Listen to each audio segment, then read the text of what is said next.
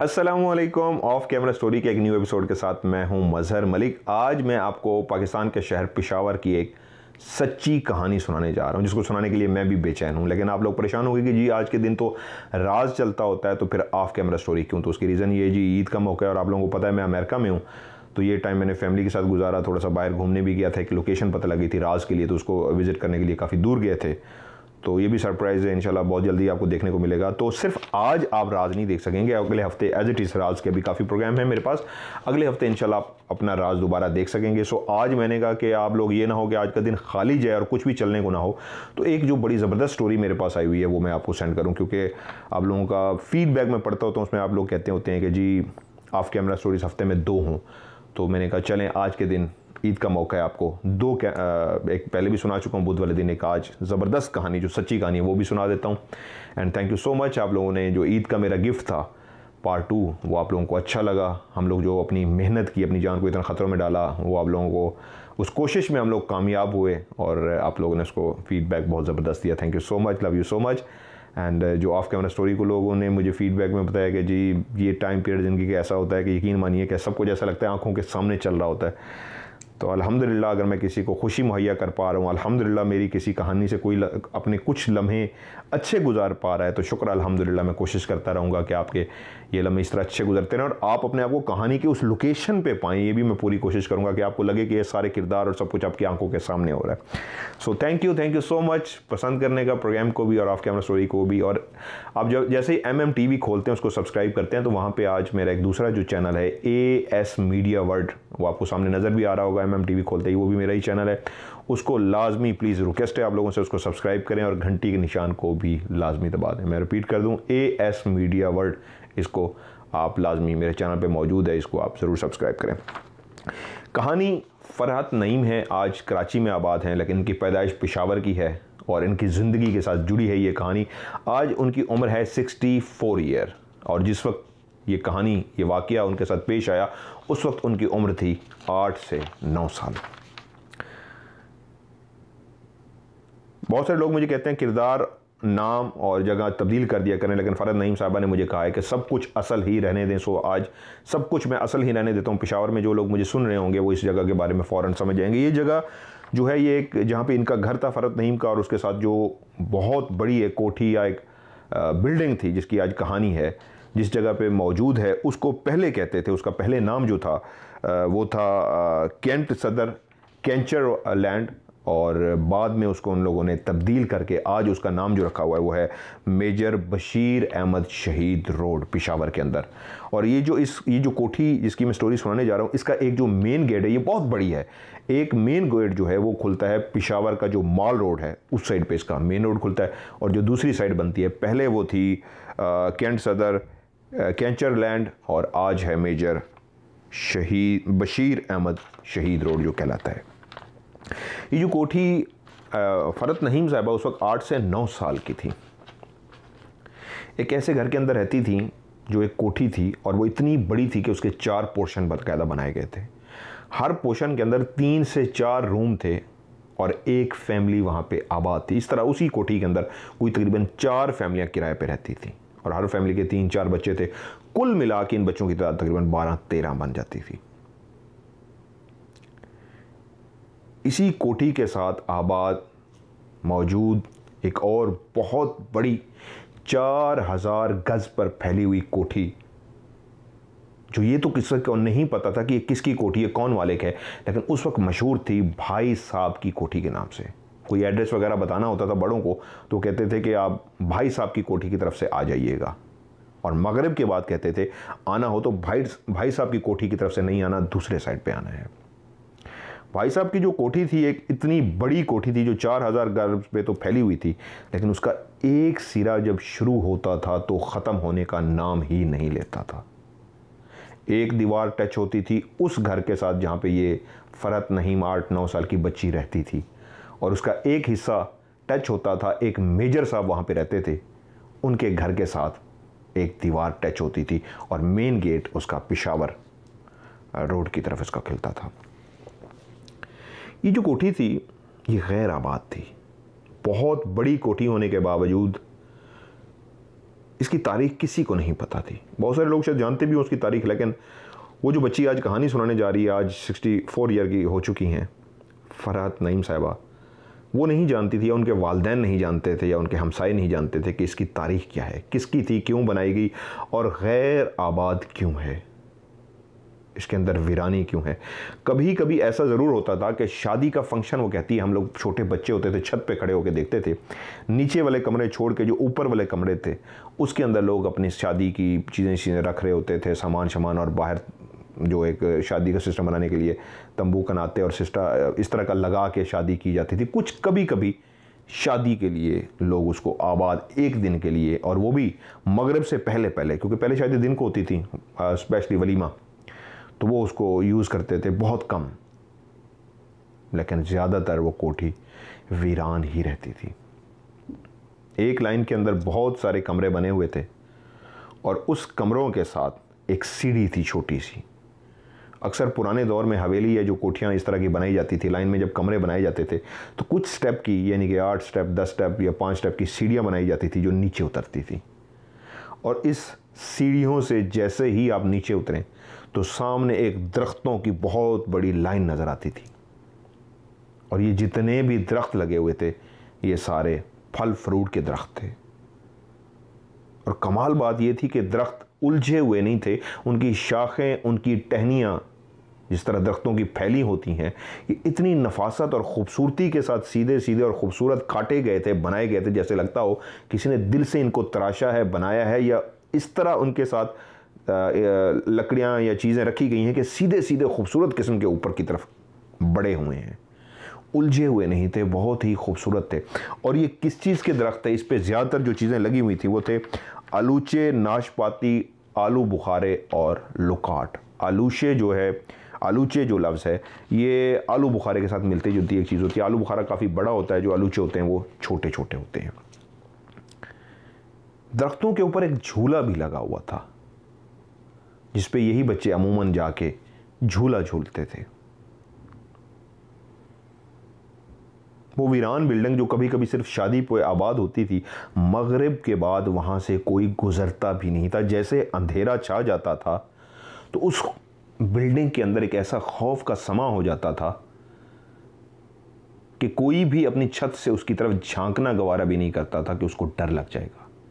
और अक्सर उस कोठी के अंदर से रात को बर्तन गिनने की आवाज़ आती थी, जैसे बर्तन गिन रहे हो, कोई बर्तन को उठा उठा के फेंक रहा हो, या सजाए गए बर्तन नीचे गिराए जा रहे हों, तोड़े जा रहे हों। शीशे के नहीं, स्टील के। और स्टील के बर्तन जब फेंके जाते हैं तो उनकी आवाज़ बहुत ज़्यादा आती है। एक दो दफ़ा ऐसा ज़रूर हुआ, इस बड़ी हवेली के अंदर किसी ने आबाद होने की कोशिश की, लेकिन वो एक रात से ज़्यादा वहाँ पे ना रह सका, क्योंकि उसका जो सामान था वो हवा में लहराता फिर रहा था और चीज़ें फेंकी जा रही थी। और वो जो भी वहाँ पे रहने के लिए आए थे, एक दो दफ़ा बग़ैर किसी को बताए अपना सामान उठाए वहाँ से भाग गए, क्योंकि सुबह उठ के लोग उनसे पूछने के लिए जब वहाँ पे गए तो वहाँ पे कोई नहीं था। सुबह ही सुबह जिस तरह वो ट्रक आया था वो अपने ट्रक को लेके वहाँ से निकल गए, क्योंकि वो कहते हैं ट्रक अभी चीज़ें उतार ही रहा था तो ये समा हो गया। बच्चे क्या करते थे, जो उनके घर के साथ उसकी एक दीवार मिलती थी, तो ये जो कोठी जिसके अंदर 4 पोर्शन थे, तो ये जो 12-13 बच्चे थे, इसकी दीवार क्योंकि आपस में मिली हुई थी तो अक्सर एक दूसरे का हाथ पकड़ के, वो काफ़ी ऊंची दीवार थी, बच्चों के कद से ऊंची थी, तो हाथ पकड़ के नीचे उतर जाते, कमरों से, मतलब कमरों के साथ साथ चलते हुए उस सीढ़ी तक पहुँचते और सीढ़ी के उतर से सीधा अंदर चले जाते, उस बाग ही कह लें, उन दरख्तों का एक जंगल ही कह लें जहाँ पे फ्रूट लगे हुए थे, और बैठ के झूला झूलते और खेलते वहाँ पे कभी कभी, वरना उसी अपनी कोठी के अंदर खेलते रहते।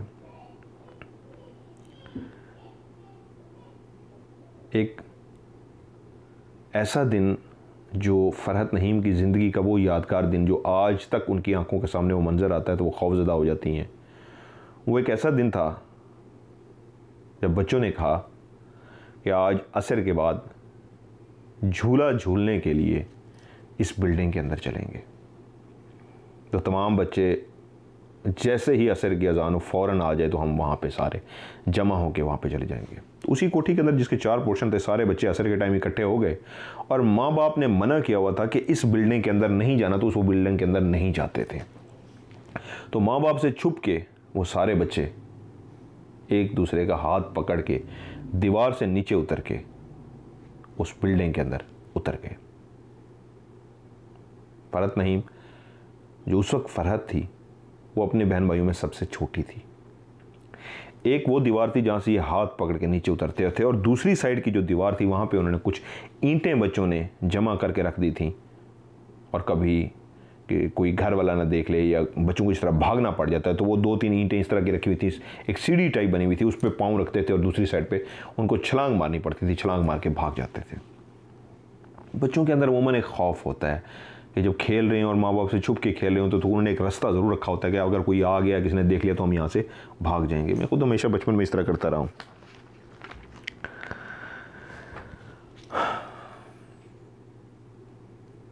सारे बच्चे एक एक करके हाथ पकड़ते नीचे उतरने लगे। अब जब सारे बच्चे नीचे उतर चुके तो वो खामोशी के साथ के बगैर आवाज़ पैदा किए वहाँ तक पहुँच जाएं जहाँ पे झूला है और जहाँ पे दरख्त हैं, खाने के फ्रूट हैं। वहाँ तक पहुँचने से पहले कोई आवाज़ पैदा ना करे। वो एक दूसरे को इस तरह खामोश रहने का इशारा कर रहे हैं कि कहीं वालिदैन तक आवाज़ ना चली जाए या कोई देख ना ले बड़ों में से।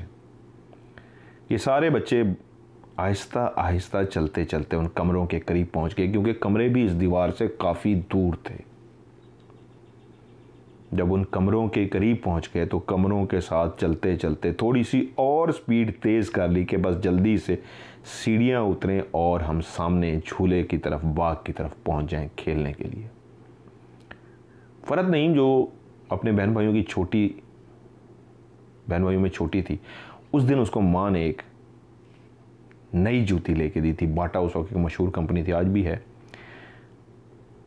तो वो खुशी खुशी खेलने के लिए वो अपनी नई जूती उठा के पहन के आ गई माँ बाप से छुप के कि मैं खेलने जा रही हूँ तो मैं अपनी नई शूज़ पहन के जाऊँगी। अमूमन बच्चों को शौक़ होता है, नई जूते रखे हों तो वो बेचैन होते हैं पहनने के लिए। तो उसने वो अपनी नई जूती पाँव में पहनी। वो भी उन बच्चों के साथ चलती चलती उन कमरों से गुजरते हुए सीढ़ी पे पहुँची और सीढ़ी उतर के सीधा उन दरख्तों की तरफ जाना शुरू हो गए, भागते हुए, जो बिल्डिंग से थोड़े ही फासले पर थे। असर का टाइम, परिंदे चहचहा रहे हैं, हल्की हल्की हवा चल रही है, दरख्त हल्की हल्की हवा में लहरा रहे होते हैं और उसमें खूबसूरत परिंदे जब चहचहा रहे होते हैं, बोल रहे होते हैं। जिस तरह मेरे सामने भी एक खिड़की खुली हुई दरख्त लह रहा है, परिंदों की बोलने की आवाज़ हो रही है। और बच्चे उस वक्त सबसे बड़े खूबसूरत परिंदे होते हैं, तितलियाँ होती हैं। ये सारी खूबसूरत तितलियाँ वहाँ पे फौरी तौर पे खेलने के लिए पहुँच गई, और जो बड़े होते हैं अमूमन जाते ही कब्ज़ा करते हैं झूले पे। यही हुआ। जैसे ही वो सीढ़ियाँ इन्होंने नीचे उतरी और उतर के ओझल हुए अपने घर से, तो चहचहाना शुरू हो गए, शोर शराबा शुरू हो गया, खेलने का सीन वहाँ से ही स्टार्ट हो गया। वो बच्चे खेलते, दौड़ते, शरारते करते उस झूले तक पहुँच गए, उन दरख्तों तक पहुँच गए। अब जो सबसे बड़े बच्चे होते हैं, सबसे पहले वो कब्ज़ा जमाते हैं झूले के ऊपर के पहली बारी मेरी। और ऐसा ही हुआ, बड़े बच्चे झूले पे बैठ गए, झूला झूलने लग गए। बाकी छोटे छोटे बच्चे, लड़के और लड़कियां, एक दूसरे के हाथों में हाथ डाल के खेलना शुरू हो गए, जो अमूमन उस वक्त में बच्चे एक दूसरे के साथ खेलते थे। बहुत ही खूबसूरत दिन था। और जब उम्र इतनी छोटी होती है तो किसी चीज़ का खौफ नहीं होता, डर नहीं होता, सिर्फ दिल में ख्वाहिश होती है कि आज हम खेल लें, अपना वक्त अच्छा गुजार लें। एक बहुत बड़ी हवेली जिसके लाइन में बने हुए बहुत ज़्यादा ऊपर नीचे कमरे, उन कमरों के साथ सीढ़ियाँ और सीढ़ियों के आगे दरख्त ही दरख्त, एक बहुत बड़ा घना जंगल और दूर दूर फैली हुई उसकी चारों तरफ दीवारें, उसके अंदर खेलते हुए बेखौफ बच्चे जिनको किसी चीज़ का कोई डर नहीं। परिंदे उनको देख के ज़रूर चहचहा रहे हैं, अपनी बोली बोल रहे हैं और बच्चे नीचे खेल रहे हैं। और जब बच्चे खेलते हैं उनको एहसास ही नहीं होता कि टाइम कैसे गुजरा और कितनी जल्दी गुजर गया। छोटी बच्चियां जो थीं वो इस इंतज़ार में खड़ी थी कि ये झूला फ्री हो तो हम भी इस पे कुछ झूले ले लें, लेकिन जो बड़े बच्चे थे वो उठने का नाम ही नहीं ले रहे थे, क्योंकि एक झूला लगा हुआ था।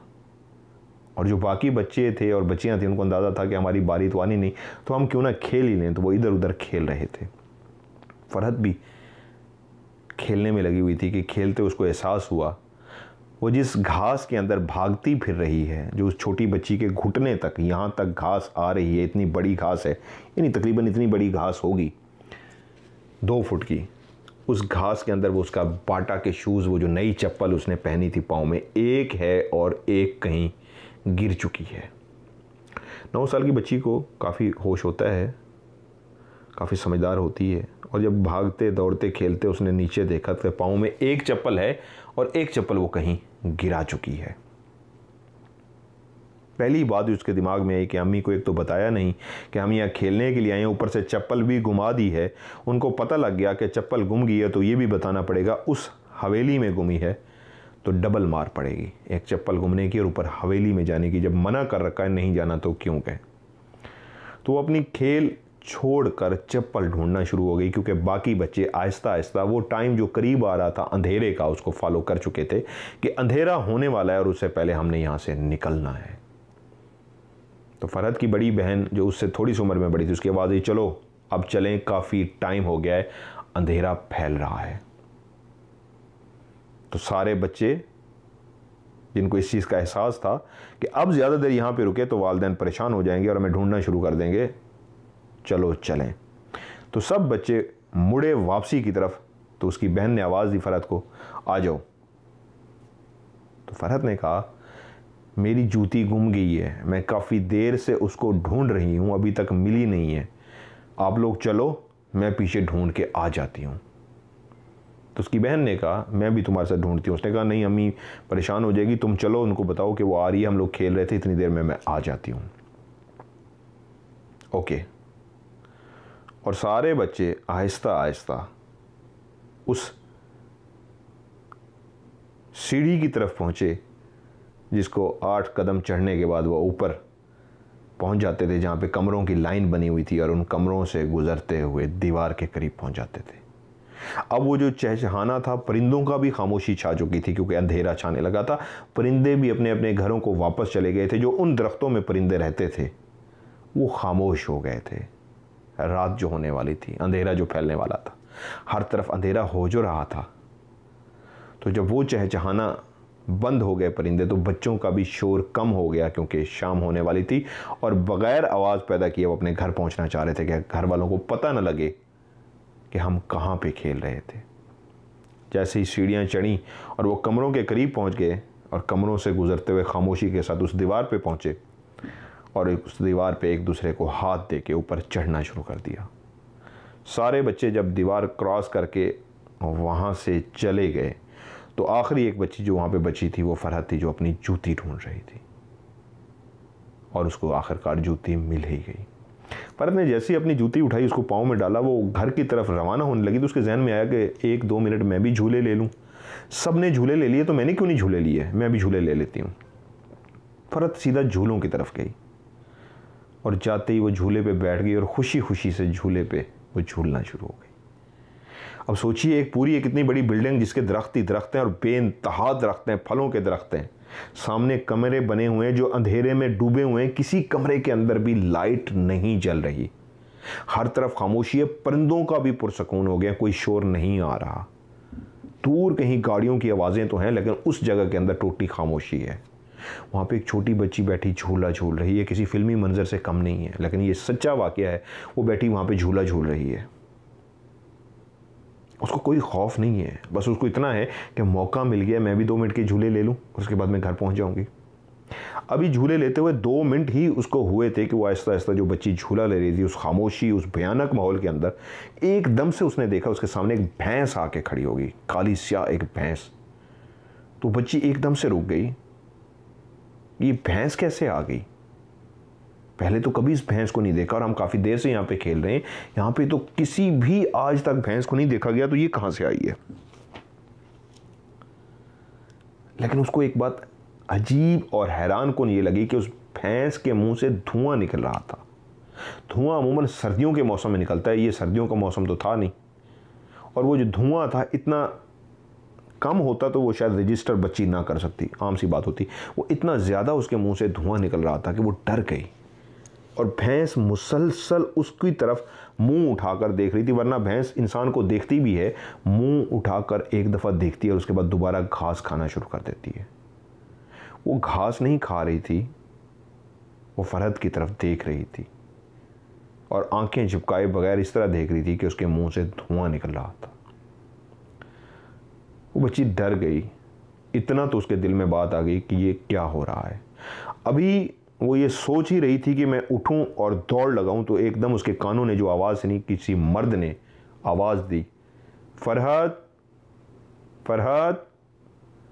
और जब दूसरी दफ़ा फरहत के कानों ने वो आवाज़ सुनी तो उस आवाज़ की सिमत का अंदाज़ा लगाते हुए, कान जो सुन रहे थे उस आवाज़ को, उस आवाज़ का अंदाज़ा लगाते जब उसने गर्दन घुमाई तो सामने कमरों के साथ बना हुआ वो जो दरख्त था,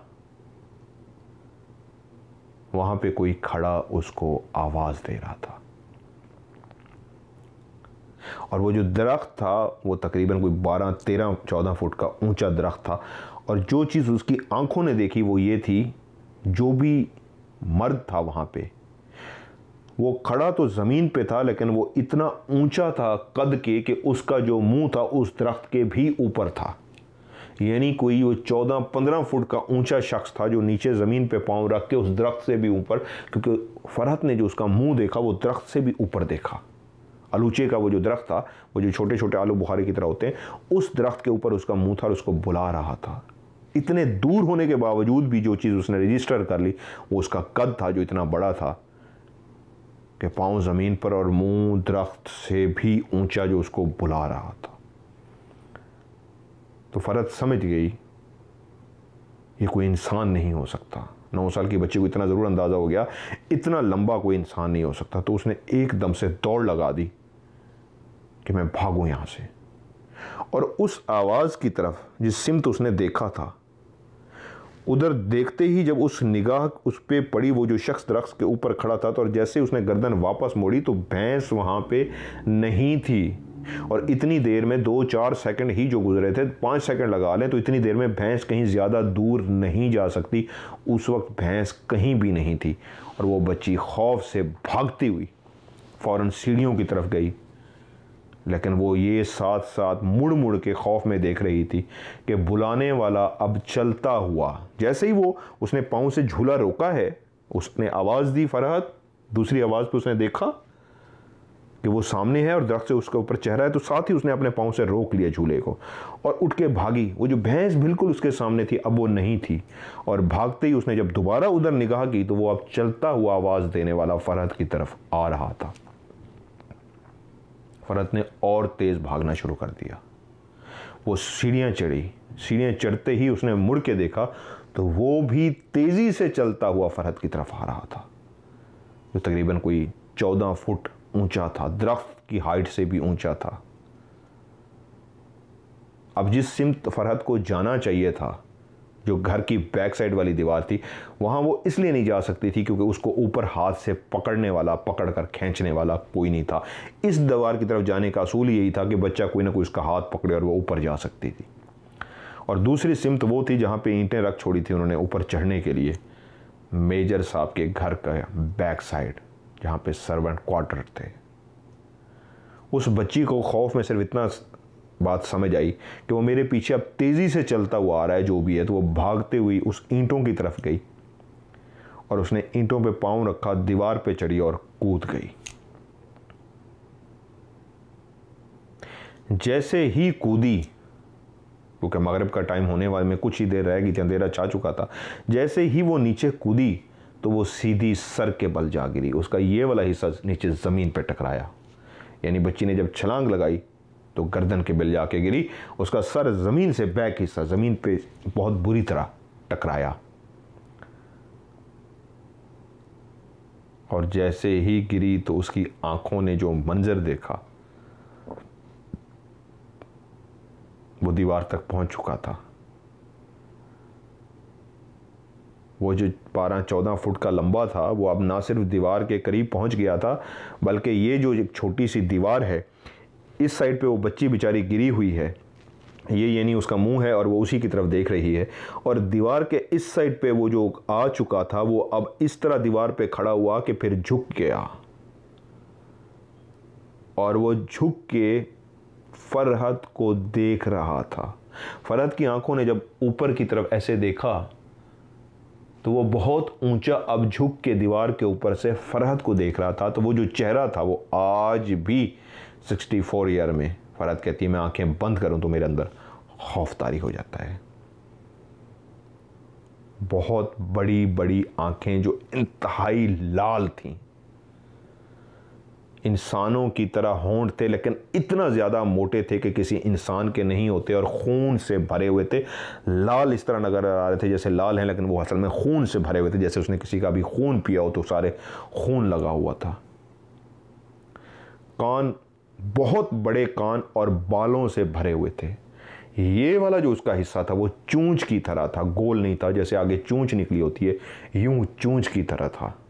मोटे मोटे होंठ जो खून से भरे हुए थे, और बड़ी बड़ी गोल सी आंखें, इंसानों की तरह आंखें नहीं, गोल सी आंखें थीं जो बहुत ही बड़ी बड़ी थीं, और ऐसा लगता था जैसे उनके अंदर भी खून हो।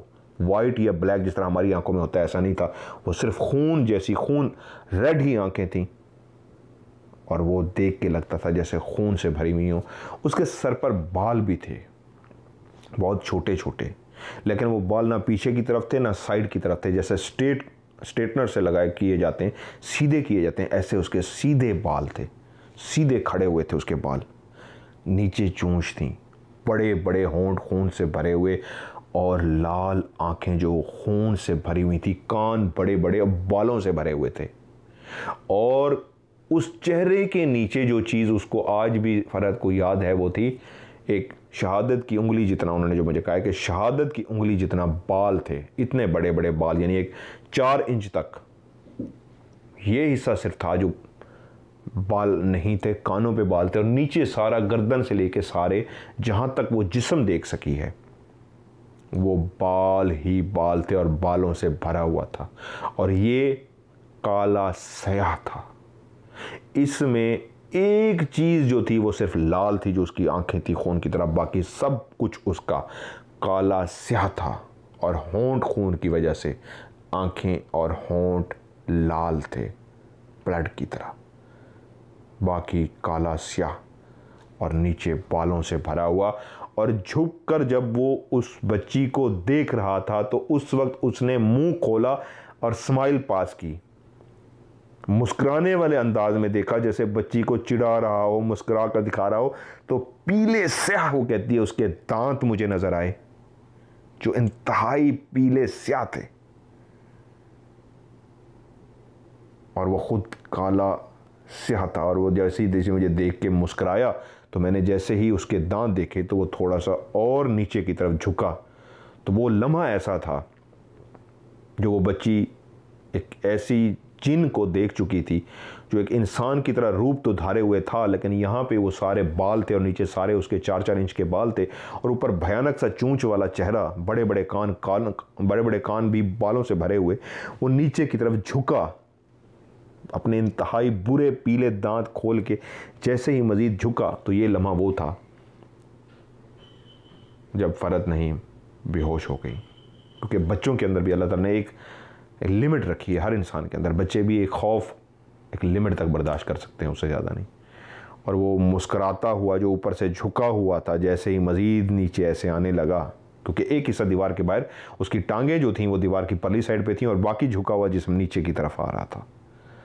तो वो लम्हा ऐसे था जब फरहत खौफ से बेहोश हो गई।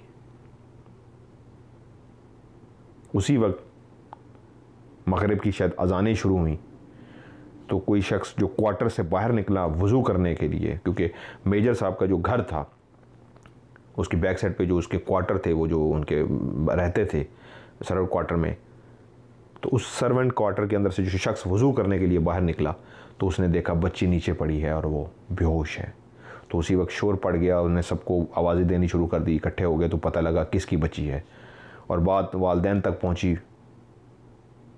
फौरी तौर पे फरहत को उन्होंने गाड़ी में डाला और लेडी रीडिंग हॉस्पिटल जो कह रही हैं पेशावर का, बहुत ही मशहूर हॉस्पिटल है, आज भी मेरे ख्याल में शायद वहाँ पे है, लेडी रीडिंग हॉस्पिटल। तो वहाँ पे वो फ़रहत को लेकर गए, क्योंकि फ़रहत उस वक्त बेहोश थी, और जब वालिदैन आए और गाड़ी में डाला तो वो बेहोशी की हालत में उसको इमरजेंसी में लेके गए। 4 दिन तक उसको शदीद बुखार रहा और फ़रहत को होश ना आ सका। तो डॉक्टरों ने लास्ट चौथे दिन ये कहा था कि अगर आज इसको होश ना आया तो इसके बचने के चांसेस कम हैं, फिर इसकी ज़िंदगी ख़त्म हो जाएगी, क्योंकि एक तो बुखार इसको उतर नहीं रहा और इसकी नींद बेहोशी की जो हालत है, तो अब इसकी ज़िंदगी रिस्क पे है। तो बस दुआ करें कि इसको होश आ जाए, वरना हम इसको नहीं बचा सकेंगे। और चौथे दिन ये हुआ कि अल्लाह की तरफ से, क्योंकि अल्लाह ताला ने ज़िंदगी लिखी हुई थी, फ़रहत को होश आ गया। वालिदैन ने अल्लाह ताला का शुक्र अदा किया, जो दुआएं मांग रहे थे, गिड़गिड़ा रहे थे अपनी बच्ची के लिए, तो डॉक्टरों ने भी मुबारकबाद दी कि आप ये ख़तरे से बाहर है। उसके बाद जब वो वहाँ से डिस्चार्ज हुई, उसको घर लेके आए, उसका मतलब काफ़ी हद तक बेहतर होगी। तो फिर वालिदैन से हम पूछा क्या हुआ था, तो फ़रहत ने अपने माँ बाप को वो पूरा वाक़या सुनाया कि कैसे उसने उस जिन को देखा जो दीवार की दूसरी साइड पर खड़ा होकर झुक के उसको देख रहा था, और वो उस लम्हे बेहोश हो गई जब उसने मुस्करा के अपने दांत बाहर निकाले, तो वो पीले स्याह उसके आखिरी दांत थे जो उसकी आंखों ने देखे थे। उसके बाद वो बेहोश हो गई थी, उसको कुछ याद नहीं रहा था। इतना तो वो बच्ची समझ गई थी वो कोई इंसान नहीं, जिन ही था, कोई और मखलूक थी। उस वक्त तो उसको शायद जिन का भी ना पता हो, लेकिन इतना वो ज़रूर समझ गई थी कि कोई और डरावनी मखलूक थी, क्योंकि इस तरह चूंच का चेहरा, इतने बड़े बड़े कान और ये सारा हुलिया किसी इंसान का उसने आज तक नहीं देखा था। तो इतना ज़रूर समझ गई थी कोई और गैर मरी मखलूक है। तो वालिदैन समझ गए, बच्ची को डांटा, लेकिन उसके कुछ ही अरसे बाद, ज़्यादा अरसा नहीं गुजरा, वालिदैन ने फ़ैसला किया कि हमें ये घर छोड़ देना चाहिए। एक तो बच्ची के दिमाग से ये बात भी निकल जाएगी, और दूसरा कहीं गलती से फिर कोई बच्चा वहाँ पे हमारा चला गया तो नुकसान हो सकता है। तो वालिदैन ने फ़ौरी तौर पे उस घर को छोड़ दिया और वो वहाँ से कहीं और शिफ्ट हो गए। आज फ़रहत नईम साहिबा कराची के अंदर रहती हैं, और उनकी ज़िंदगी का जुड़ा हुआ ये जो वाक़या है, जो कहती है मैं आज भी नहीं भुला सकी, मैं आज भी आंखें बंद करती हूँ तो वो चेहरा आज भी मेरे सामने आ जाता है जो मैंने उसके बाद देखा था। तो उन्होंने मुझे कहा कि मतलब भाई मेरी ज़िंदगी की 2 और कहानियाँ भी हैं जो मैं आपको, सच्ची कहानियाँ मैं आपको सुनवाना चाहती हूँ।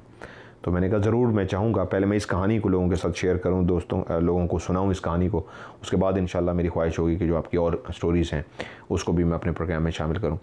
ये कहानी जब मैंने उनकी सुनी और उनके लफ्ज़, अदायगी, बोलना पता लग जाता होता है, तो मुझे खुद सुनते ही एहसास हो गया कि ये एक रियल और सच्ची कहानी है। ये एक इंसान के साथ नहीं, कई लोगों के साथ ऐसी कहानियाँ आज नहीं पहले कहानियाँ हो चुकी हैं, बहुत सारे लोगों के साथ। सो कहानी सुनाने का मकसद किसी को डराना नहीं होता। कहानी सुनाने का मकसद ये होता है, जब हम छोटे थे तो हमारी भी नानी दादी हमारे साथ लेटती थी, हमें रात को सुलाने के लिए कहानी सुनाती थी। मैं फरमाइश करता था जिनों भूतों की, बहुत सारी परियों की सुनते थे। बहुत सारे जो बच्चे होते हैं हर तरह की कहानी की फरमाइश करते हैं, तो हम कहानी सुनते होते थे। हॉरर कहानी सुनने का भी हर बच्चे को शौक़ होता है। तो आज शायद मैं चाहता हूँ कि ये कहानी सुना के, जो बड़े सुनते हैं, बच्चे भी शायद सुनते हैं इस कहानी को, लेकिन क्योंकि बड़े सुन रहे होते हैं तो मकसद ये होता है जिनका एक टॉपिक हॉरर है, उनको अच्छा लगता है तो वो इस कहानी को सुने। और दूसरा, आज बहुत सारे लोगों का ये खुशी होती है, मैंने मैसेज पढ़ा लिखा कि जी मुझे नींद नहीं आती, जब मैं आपकी कहानी सुन लूँ तो फ़ौरन नींद आ जाती है। सुभान अल्लाह, मैं इस पर यही कह सकता हूँ कि खुशकिस्मत हूँ मैं कि मैं किसी के काम आया, कि किसी को नींद नहीं आ रही थी तो मेरी स्टोरी से उसको नींद आई। अल्हम्दुलिल्लाह, अल्हम्दुलिल्लाह, सुमा अल्हम्दुलिल्लाह। मैं अपने रब का जितना भी शुक्र अदा करूँ कम है। सो मैं अपनी ये कोशिश जारी रखूँगा और कोशिश करूँगा वैसे अब इंशाल्लाह कि हफ्ते में 2 कहानी आपको सुना दूँ, लेकिन फ़र्स्ट प्रायोरिटी ये होगी जो सच्ची कहानी होगी, जो लोग भेजेंगे या मेरी होगी, इंशाल्लाह एज़ इट इज़ उसको मैं सुनाऊँगा। सो आप लोग भी मुझे भेजते रहिए, लेट ज़रूर होगा लेकिन सुना ज़रूर दूँगा आपकी कहानी। सो अपनी कहानी को रिकॉर्ड कीजिए या मैसेज में लिखिए व्हाट्सएप पे, और उसको जब मुझे आप सेंड करेंगे, कहानी को सेंड करने के बाद नीचे स्टोरी का लफ्ज़ ज़रूर लिख दीजिएगा, क्योंकि 5000 4000 डेली के मैसेज होते हैं तो सबको पढ़ना मेरे लिए मुश्किल होता है। तो मैं ऊपर करता जाता हूँ, जहाँ पे स्टोरी लिखा हुआ आ जाता है, रुक के उस मैसेज को मैं फिर सुन लेता हूँ कि इसमें कहानी होगी। सो आज की वीडियो को भी लाइक कीजिएगा, इसको भी शेयर करें दोस्तों के, क्योंकि बहुत सारे लोग इसको सुनना चाहते हैं स्टोरी को। तो अगर आपको अच्छी लगती है, और बहुत सारे लोगों का ये कमेंट्स मुझे आते हैं कि जी अभी किसी ने मुझे भेजी थी, मैंने सुनी तो मैं फ़ैन हो गया, या मैं फ़ैन हो गई तो मैंने मुसलसल सुननी शुरू कर दी है। तो आप दोस्तों को शेयर करेंगे तो शायद वो भी इसको सुनेंगे और उनको अच्छा लगेगा। तो आज की भी वीडियो को लाइक कीजिएगा। MMTV को ना सिर्फ सब्सक्राइब करें, घंटी के निशान को दबाएं, बल्कि दूसरा मेरा जो चैनल है AS मीडिया वर्ल्ड, ये MMTV पे ही मौजूद है, इसको भी सब्सक्राइब करें, घंटी के निशान को दबाएं। और ढेर सारी दुआएं आप सबके लिए। आप लोग प्यार करते हैं मुझसे, मेरी स्टोरी को लाइक करते हैं, थैंक यू सो मच। और इतना प्यार देते हैं। एक एक बंदे का मैं मैसेज पढ़ रहा होता हूँ स्टोरी के नीचे भी और राज में भी। रिप्लाई सबको नहीं कर सकता, उसके लिए टाइम चाहिए, लेकिन खुदा की कसम मुझे अच्छा लग रहा होता है और खुशी हो रही होती है कि यार इतना प्यार करने वाले आप लोग हैं। एक एक बंदा इतना प्यार करता है। मैं बस यही कर सकता हूँ आपके प्यार में कि जितना भी बिजी हूँ मैं आपके लिए राज भी बनाऊँ और आपके लिए ऑफ कैमरा स्टोरी में एक सच्ची कहानी भी लेके आऊँ, ताकि आपका प्यार का जवाब मैं इसी तरह प्यार से दे सकूँ कि जो आपको अच्छा लगता है मैं वही आपको पेश करूँ। सो ये गपशप का सिलसिला हमारा इस तरह जारी रहेगा जब तक ज़िंदगी है। अल्लाह ने जब तक ज़िंदगी रखी है तो इंशाअल्लाह ताला हम इस तरह आमने सामने बैठ के गपशप करते रहेंगे। बहुत सारी बातें आप मुझसे फरमाइश जो कर रहे हैं मैं पढ़ रहा हूँ, इंशाल्लाह उनको भी बहुत जल्दी मैं पूरी करने वाला हूँ। सो अल्लाह ताला आप सबको हमेशा अपने हिफ्ज़ व अमान में रखे। ढेर सारी दुआएं आप सबके लिए। अपना ढेर सारा ख्याल रखिएगा। मुझे दीजिए इजाज़त। अल्लाह हाफ़िज़।